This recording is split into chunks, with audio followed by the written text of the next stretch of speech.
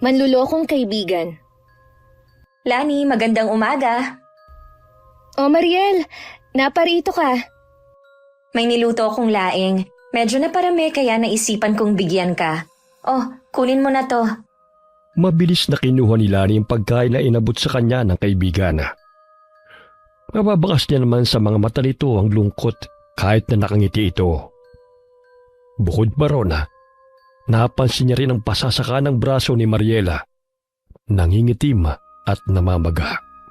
Naku, nag-abala ka pa. Halika at pumasok ka na muna. Magkwentuhan tayo kahit sandali lang. Pasensya ka na kung baboy lang ang sahog ng laing ko. Ang mahal kasi ng hipon ngayon sa palengke eh.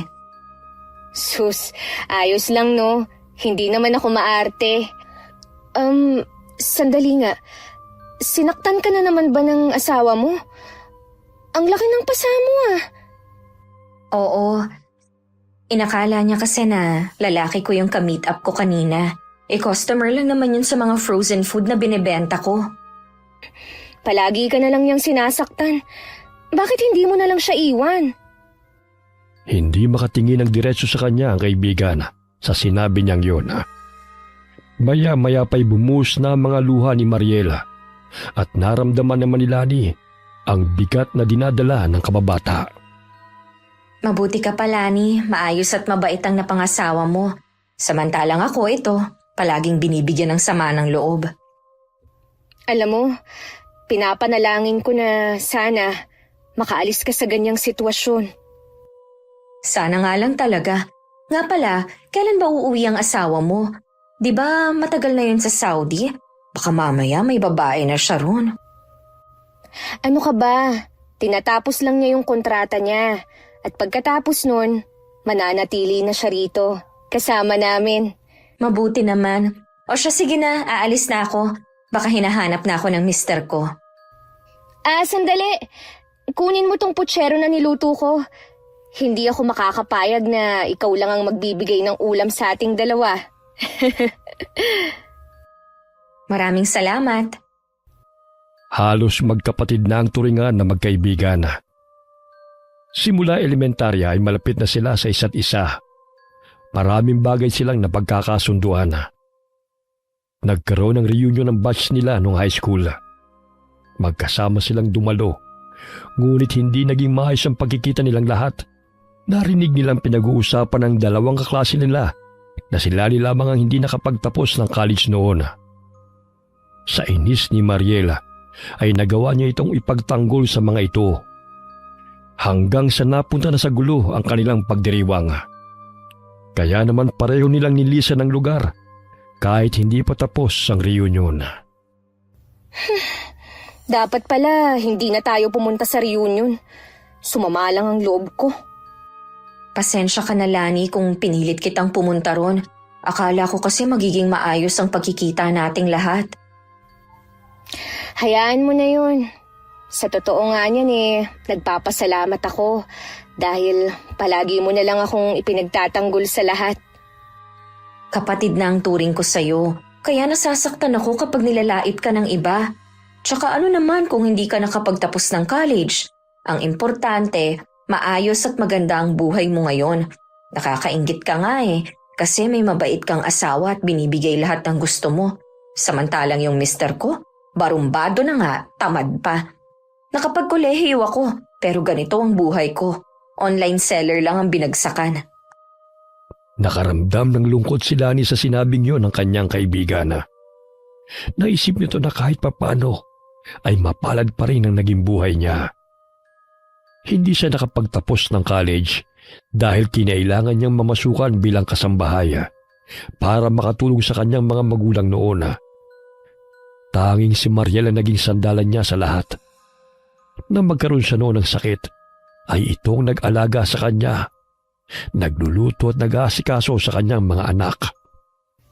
Mariel, pasensya ka na kung nahihirapan ka sa aming mag-iina. Ano ka ba? Wala sa akin yun. Ang mahalaga, gumaling ka.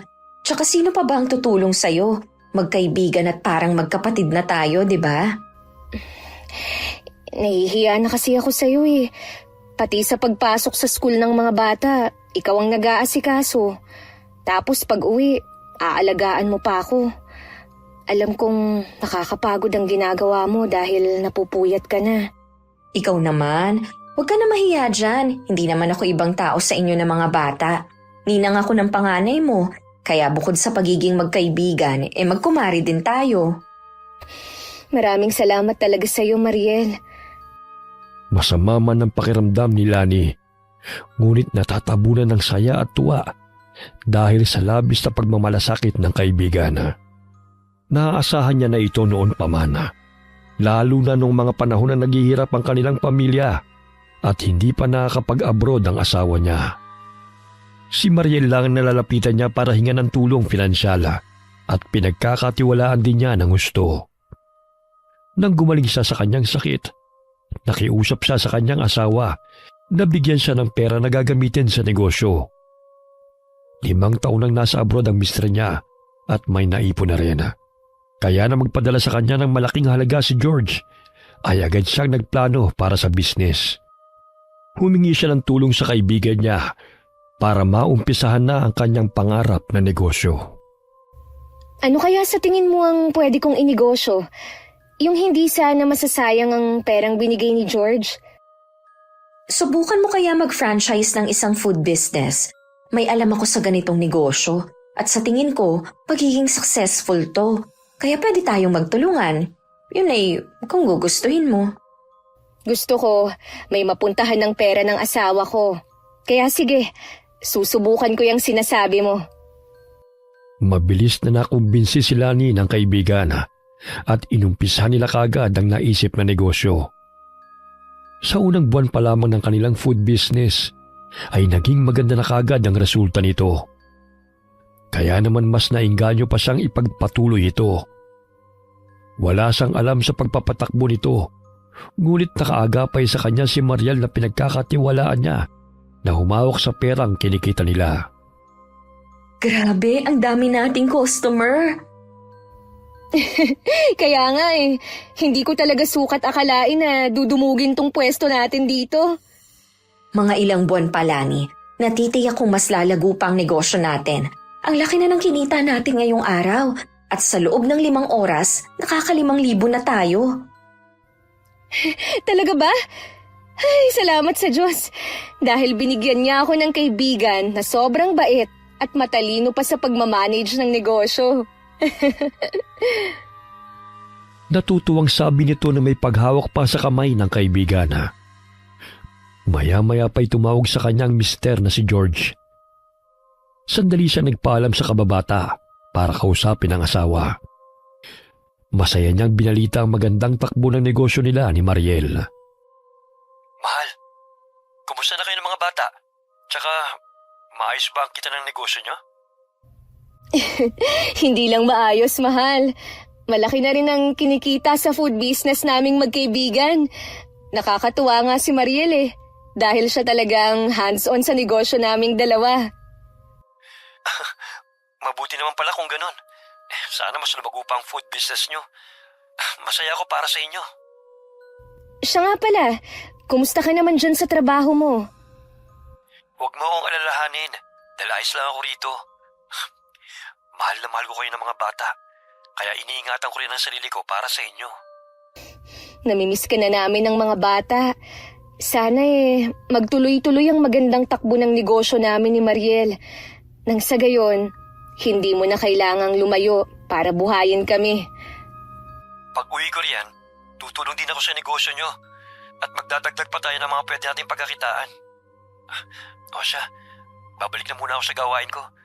Tinatawag na kasi ako ng mga katrabaho ko Sige, bye mahal. Mag-iingat ka palagi. Nang ibaba ni Lani ang kanyang phone, ay agad niyang tinulungan ang kaibigan.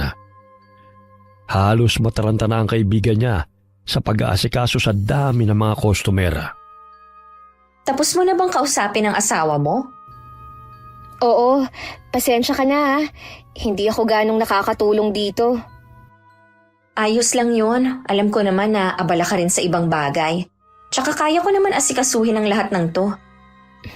Nahihiya na talaga ako sa'yo, Mariel. Tumigil ka nga. Pareho tayong naghirap na simula ng negosyong to. Kaya wag mong iisipin na ako lang ang napapagod. Salamat talaga sa'yo, Mariel ah. Kung wala ka, hindi ko rin masisimulan ng food business na to. Mag-focus ka na lang sa mga bata. Ako nang bahala sa negosyo natin. Promise, hindi ko to pababayaan.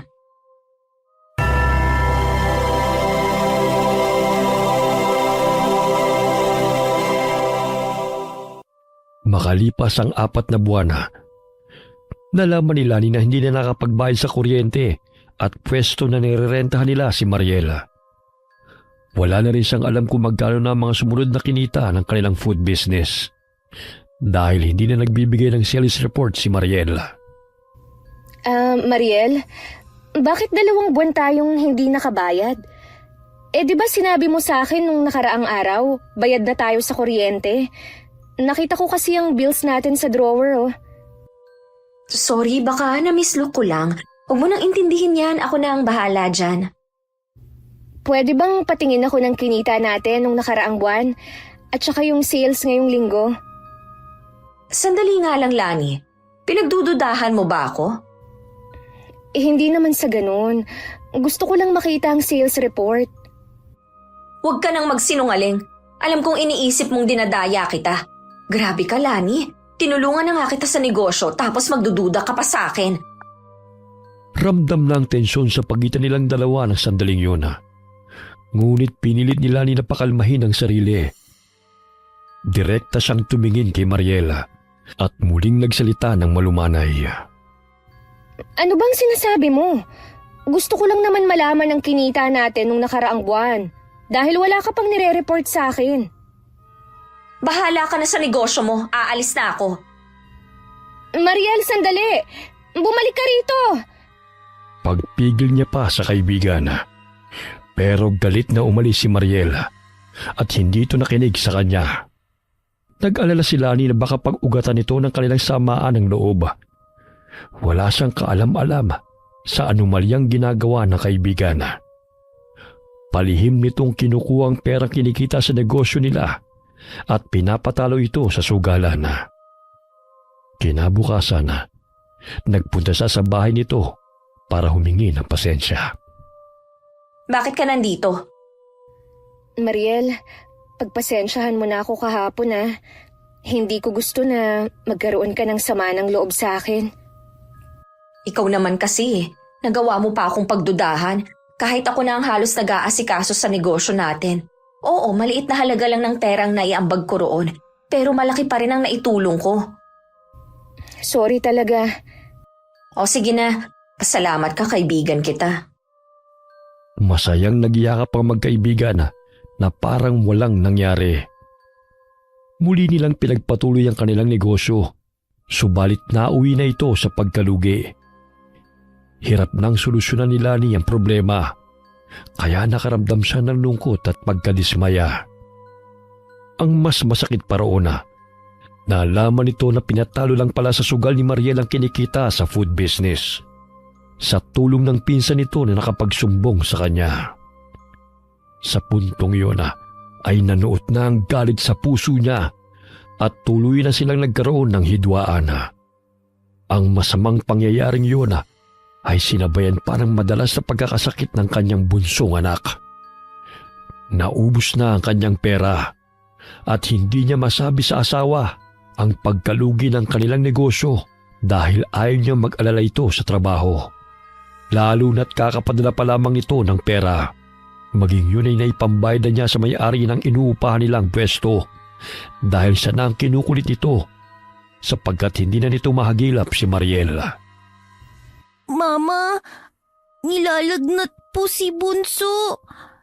Kailangan na po natin siyang dalhin sa ospital. Painumin na lang muna natin siya ng gamot, anak. Ubus na talaga ang perang naipon ko eh. Lahat ipinagkatiwala ko sa ninang mo, pero nauwi lang sa pagkalugi. Hindi ko na alam ang gagawin ko. Mama, ano po bang may tutulong ko sa inyo? Bantayan mo na lang muna ang kapatid mo, anak. Gagawa ko ng paraan upang maipagamot siya sa doktor. Nangutang ng pera si Lani sa mga kakilala nito at ipinangakong babayaran kapag nagpadala na ang asawa. Nalaman niya mula sa hipag ni Mariela na madalas itong pumunta sa sugalan. At sa araw na yon, naroon na naman ito. Kaya hindi mahagilap ng mga taong naniningil sa kanya. Kumuyom ang kamao ni Lani nang marinig yun. Ngunit mas minabuti niyang isugod ang anak sa ospital at pinabantayan na lang muna sa kanyang pinsan. Pinuntahan niya ang sugalan kung saan naroon si Mariela. Nadatnan niya roon na masaya itong naglalaro. Masarap bang lustayin ng perang hindi sa'yo? Ang kapal ng mukha mo, Mariel. Pinagkatiwalaan kita dahil kapatid na ang turingan nating dalawa. Tapos pagnanakawan mo lang ako. Pwede bang wag kang mag-iskandalo rito, Lani? Mamalasin ako sa ginagawa mong yan eh. Paano hindi mag-ieskandalo? Nasa ospital ang anak ko. Kailangan ko pang mangutang para maipagamot siya. Habang ikaw, nagpakasaya sa perang ninakaw mo sa akin. Napakawalang ya mo, Mariel! Umalis ka na kung ayaw mong patulan kita rito, buwisit! Hinawi ni Lani ang daliri ni Mariela na nakaduro sa mukha niya. Hindi siya natinag sa pagbabanta ng kaibigan. Ngunit nagawa pa siya nitong itulak at doon na nagsimula ang kanilang sakitan. Inawat naman sila ng gwardiya na tinawag ng mga taong nasa pasugalan. Pareho silang nagtamo ng galo sa katawan at nanuot ang matinding galit sa puso nila. Tandaan mo to, Mariel. Kakarmahin ka rin sa lahat ng ginawa mo sa akin. Hindi ako natatakot dahil hindi ko kasalanan ang pagiging tanga mo. Hindi ka ba nakakaramdam ng konsensya sa ginawa mo? Akala ko mapagkakatiwalaan kita. Yun pala hindi. Umalis ka na nga. Nanggugulo ka lang dito eh. Bago siya umalis ng pasugalan, ay matalim niyang tinitigan si Mariela. Hindi niya matanggap na trinaydor siya nito. Samantala, umiiyak siyang bumalik sa ospital. Nalaman niya mula sa doktor na humihina ang heartbeat ng anak niya at may sakit na rin itong pneumonia at nangangailangan ng malaking halaga. Gulong-gulo na ang isipan ni Lani dahil sa sunod-sunod na problema na kanyang kinakaharap. Tinawagan niya ang asawa upang humingi ng pera. Ngunit sinabi nito na wala pa itong may papadala dahil kakasahod lamang nito at naipadala na yon sa kanila. Hindi ko na alam ang gagawin ko, anak. Sorry kung malaki ang pagkukulang ko sa inyo, ha. Ang perang dapat ay para sa inyo ay ginamit ko para sa negosyo. Sa pag-aakalang doble ang kikitain ko ron. Para din naman sana sa kinabukasan niyo yun eh. Kaso nga lang, niloko ko ng taong lubos kong pinagkatiwalaan. Mama, wala po kayong kasalanan. Kaya huwag niyong sisihin ang sarili niyo. Ilang sandali pa'y binalita ng doktor na biglang tumigil ang tibok ng puso ng pasyente. Ginawa na nila ang lahat upang maisalba ang anak ni Lani. Ngunit bumigay na ang katawan ng bata. Humagulgol ng malakas si Lani at matinding pagkasuklam na ang nararamdaman niya para kay Mariela. Hindi niya pinaalam kay George na namatay ang kanilang anak. Sa takot na hindi matanggap ng asawa at hindi ito makapag-focus sa trabaho. Mama, hindi po ba natin sasabihin kay Papa ang nangyari kay Bunso? Paano kung tumawag siya at gustong kausapin si Angel? Hindi ko pa kayang sabihin sa papa mo ang nangyari, anak. Lalo na hindi siya makapag-focus sa trabaho at baka maaksidente pa siya. Malapit na naman ang bakasyon niya eh. Kaya ipaliliwanag ko na lang sa kanya kapag nakauwi na siya. Nang mailibing ang kanyang anak, nagtungo siya sa lugar ng tiyahin na matagal nang tinalikuran ng kanilang pamilya dahil sa karunungan nito sa pambabarang. Dahil sa puot na naramdaman sa kaibigan, ay naisipan niyang pahirapan ito. Anong masamang hangin na nagdala sa'yo rito, ha? Bakit ka na parito? Alam kong hindi pa rin nawawala ang galit niyo sa pamilya namin. Pero Tia Susan, kailangan ko ho ng tulong niyo. Gusto kong bigyan niyo ng parusa ang taong nagkasala sa akin. Bakit sa akin ka lumalapit? Matapos niyo ko itakwil noon, ito ka umiiyak at humihingi ng tulong? Nanindig ang mga balahibo ni Lani nang makita sa mga mata ng tiyahe ng matagal na nitong kinikimkim na galit. 20 taon na ang nakakalipas nang itakwil ito ng kanilang pamilya dahil sa pagiging mambabarang. Hindi rin niya sukat akalain na hihingi siya rito ng tulong ngayon. Hindi ko gustong layuan kayo. Pero yun ang utos ni nanay sa akin noon. Tia Susan, ikaw na lang ang pag-asa ko para makaganti ako sa taong trumaydor sa akin. Kaya sana tulungan mo ko. Hindi basta-basta ang pagpataw ng sumpa sa ibang tao. Huwag kang hihingi sa akin ng tulong kung hindi ka sigurado sa gagawin mo. Desidido na ako sa gagawin ko. Kaya pakiusap, tulungan niyo na ako. Tumalikod sa kanya si Tia Susana at kinuha ang isang transparent na garapon na may lamang alupihan. Inabot ito sa kanya, kasama ang isang kapirasong papel na mayroong nakasulat na orasyon. Nang kunin naman nila ang bagay na ibinigay ng tiyahe nakaramdam siya ng panlalamig ng katawan. Banggitin mo ang mga salitang nasa papel na yan bago simulan ng pagdarasal. Ano po ba ito? Gusto mong makagante, hindi ba? Opo. Kung ganon, sumunod ka sa ipapagawa ko. Kumuha ka ng litrato niya at ilagay sa garapon. Kapag naging malikot ang alupihan sa loob, buhusan mo ng langis na ito. Kung gusto mo namang mas paigtingin pa ang pagpapahirap sa kanya, gawin mong 2 beses sa isang gabi ang pagdarasal. At 3 beses naman sa pagbigkas sa orasyon na binigay ko. Sana maayos kong magawa ang lahat ng sinabi niyo. Huwag ka mag-alala. Dahil magsasagawa rin ako ng ritual gabi-gabi para palakasin ang sumpa. Kailangan mo lang gawin ang inuutos ko para matulungan akong patibayin ng orasyon. Kunin mo na tong langis at simulan mo na mamaya ang pagdarasal. Kinuha nila niyang langis na inabot ni Tia Susana at pinagmasdan ito. Wala siyang ideya kung ano magiging resulta ng gagawin. Pero gusto niyang maparusahan si Mariela. Pagka-uwi niya, nilagay niya sa altar ang garapon at kailangan niya itong dasalan sa tuwing sasapit ang 6:00 ng hapon. Ngunit nang isasagawa niya na ang orasyon, ay bigla na lamang nagbago ang kanyang isip. Napagtanto niya na hindi niya pala kayang gumanti gamit ang masamang pamamaraan. Kaya binalik niya sa tiyahin ang mga bagay na ibinigay nito sa kanya. Pasensya na kung binabalik ko na sa inyo ang mga bagay na ito, Tia. Bakit naman, Lani? Dahil hindi ko pala kayang maging kasuklam-suklam sa paningin ng Diyos at takot akong mahusgahan ng iba. Mabuti naman at nanaig pa rin sa'yo ang pagiging mabuting tao. Pero dapat mo pa rin bigyan ng leksyon ang taong nanloko sa'yo. Sa paraan na hindi ka magiging masama sa paningin ng iba.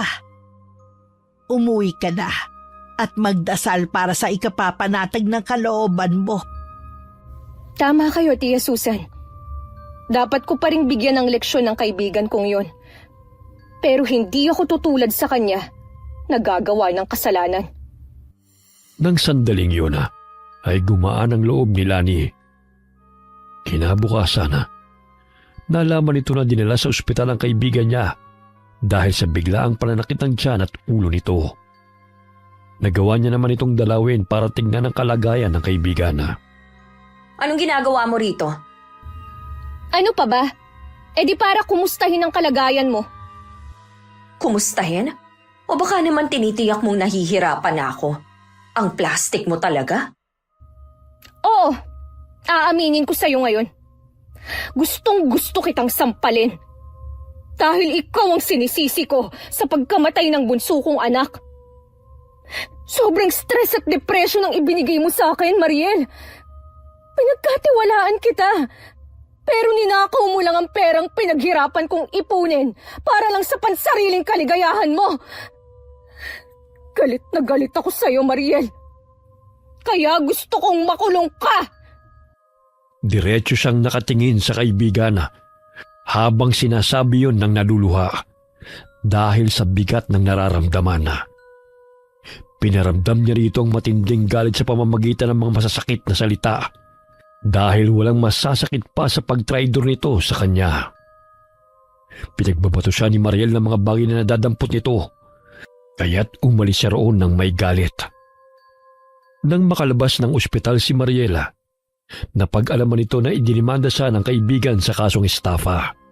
Kung hindi nito mababayaran ang lahat ng ninakaw nito, ay hindi iuurong ni Lani ang demanda. Lani! Lumabas ka riyan sa bahay mo! Walang yaka! Hoy! Ang aga-aga nag-ieskandalo ka? Ano bang kailangan mo? Pumunta ako rito dahil alam kong idinimanda mo ko. Ang kapal na mukha mong gawin sa akin yon?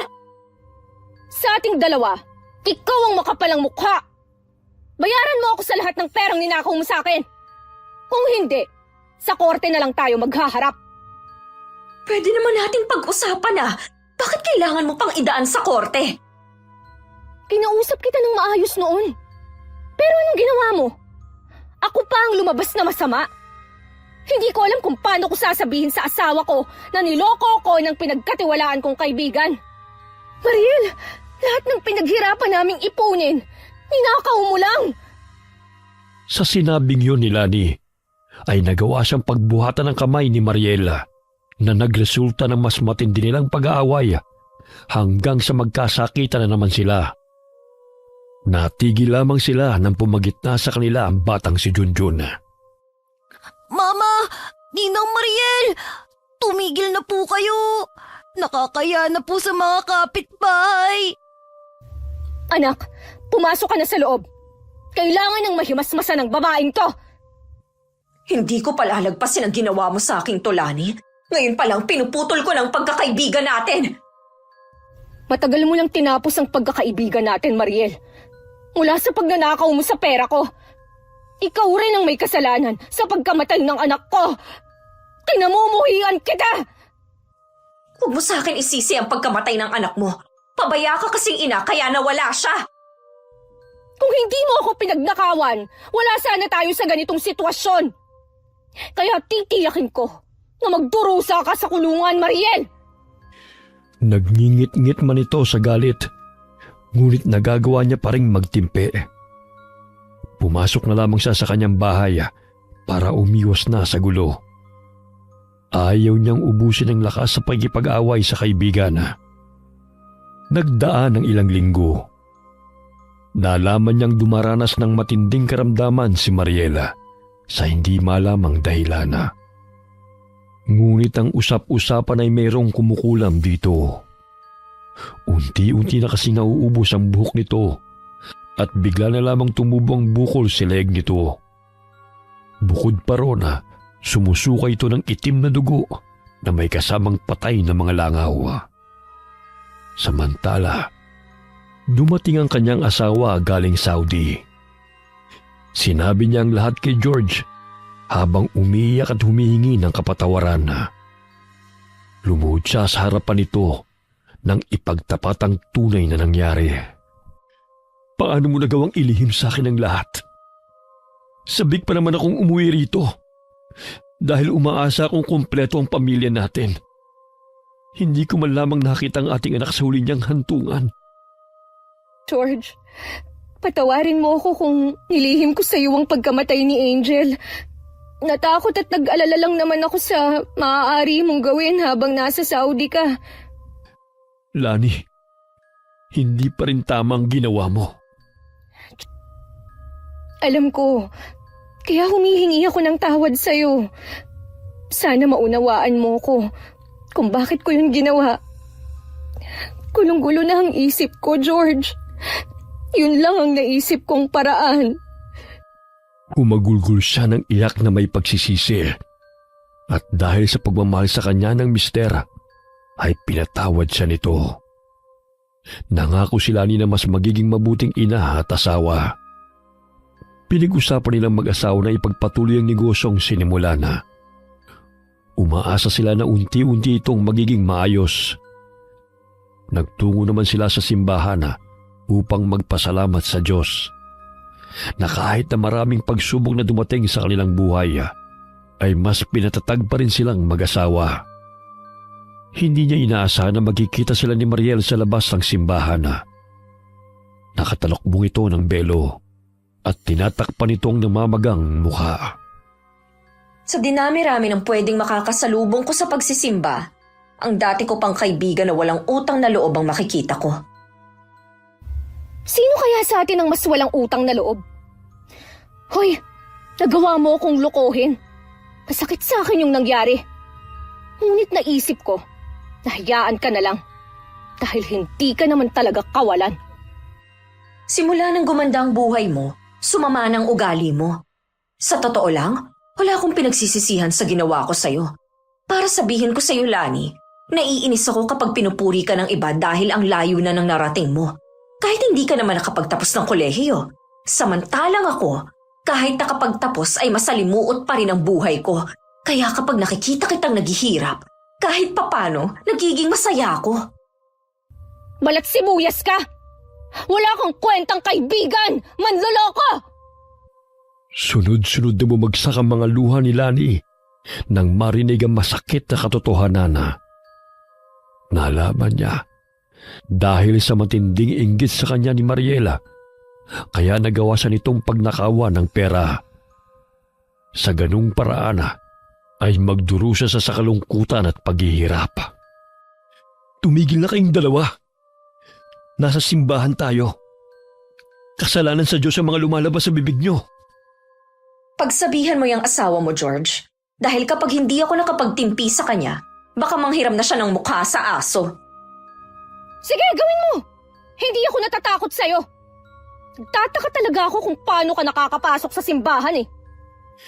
Galit na sinabi ni Lani at nagawa niya pang pigilan ang pagdapo ng kamay ni Mariel sa kanyang mukha. Nakakaramdaman siya ng konting awa rito. Ngunit natatabunan din ito ng galit dahil walang pagsisisi ang kaibigan sa panloloko nito. Ang kanilang hidwaan ay mas lumalim pa nang magpatingin ang kababata sa albularyo at sinabi ng manggagamot na may taong nagbabarang sa kanya. Nagulat si Lani nang biglang sumugod si Mariel sa pwesto ng food business niya at pinaratangan siya ng kasalanan na hindi niya ginagawa. Hayop ka talaga, Lani! Sagad na ang kabaliwan mo! Ano na naman bang pinagsasasabi mo, ha?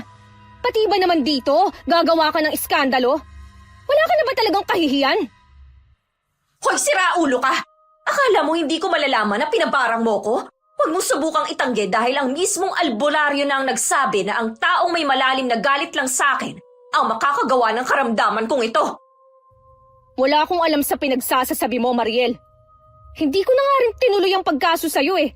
Dahil gusto ko na ng katahimikan. Giit pa niya na may kalmadong boses.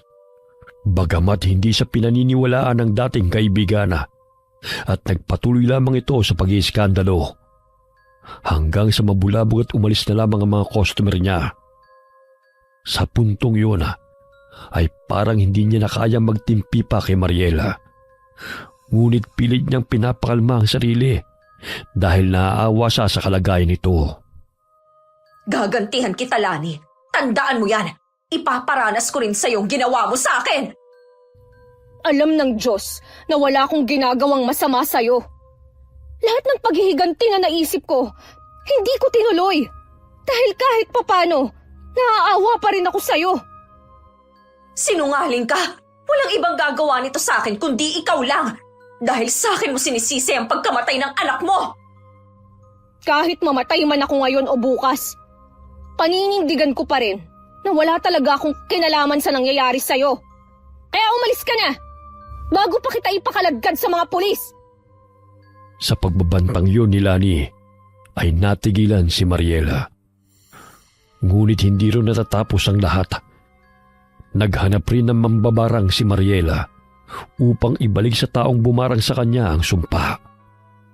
Samantala, kumalat ang usap-usapan sa kanilang lugar ang di umanong pambabarang niya kay Mariela. Nang makarating ito sa kanyang asawa, ay kinumpronta siya ni George. Magsabi ka nga sa akin ng totoo, Lani. May katotohanan bang paratang nila sa'yo? Ikaw ba talaga nagpabarang kay Mariel?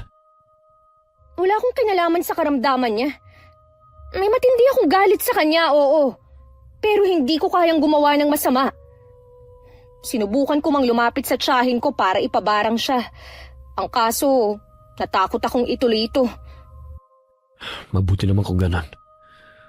Ramdam ko na nagsasabi ka ng totoo. Kaya pasensya ka na kung naitanong ko sa iyo ang bagay na yan. Ayos lang yun. Ang importante, maayos pa rin ang samahan ng pamilya natin. Mahigpit siyang niyakap ng asawa habang pinupunasan ang kanyang mga luha. Sa katunayan nasasaktan siya sa mga nangyayari sa kanila ng kaibigan hangad niya na matapos na ang kanilang pag-aaway dahil napapagod na rin siya sa paulit-ulit nilang pagtatalo. Ngunit sa tingin niya hindi na sila magiging maayos. Hanggang isang araw, nagulat na lamang siya na muling magtungo sa bahay nila si Mariela. Umiiyak ito't mukhang nanghihina na rin. Nalaman na ng kababata na ang taong nagpabarang sa kanya ay ang mismong pinagkakautangan nito at siyang kasakasama nito sa paglalaro sa kasino. Lani, pwede ba tayong mag-usap? Kung naparito ka para awayin na naman ako, mas mabuti pa na umalis ka na lang. Sa totoo niyan, narito ako para humingi ng tawad sa'yo.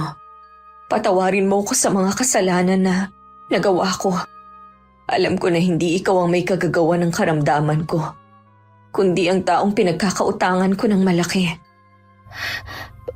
Paano mo nasabi yan? Naghanap ako ng mambabarang na kaya kang gantihan. Umaasa ako na sasapitin mo rin ang paghihirap na nararanasan ko. Ngunit hindi nangyari yun sa'yo dahil ang taong pinagkakautangan ko ang siyang tunay na nagpabarang sa akin at ito ang nagdusa. Makalipas lang ang halos 3 linggo, binawian na siya ng buhay. Ilang araw akong umiiyak at nagsisisi sa ginawa ko. Lani, sana mapatawad mo ko. Hindi sukat akalain ni Lani na luluhod sa kanyang harapan ng kaibigan at magmamakaawang patawarin niya ito. Sa pagkakataong yun ay tuluyan ng lumambot ang puso niya. Tumayo ka na riyan at punasan mo na ang mga luha mo. Pinapatawad na kita. Hindi ko na rin kinakayang makita na nahihirapan ka ng ganyan. Kaya tutulungan kitang gumaling sa tulong ng tiyahin ko. Sabay na bumuho sa mga luha na magkaibigan at parehong pinagsisisihan ang kanilang mga nagawang pagkakamali. Tinupad ni Lani ang sinabi nito kay Mariela, kaya sinamahan nito ang kaibigan sa tiyahin hanggang sa lubusan na itong gumaling. Ang paggawa ng masama sa kapwa ay walang maidudulot na maganda sa ating buhay. Kahit ano pang nagawang kasalanan ng iba, ay matuto tayong magpatawad nang sa ganon magkaroon tayo ng tahimik na pamumuhay. Wakas.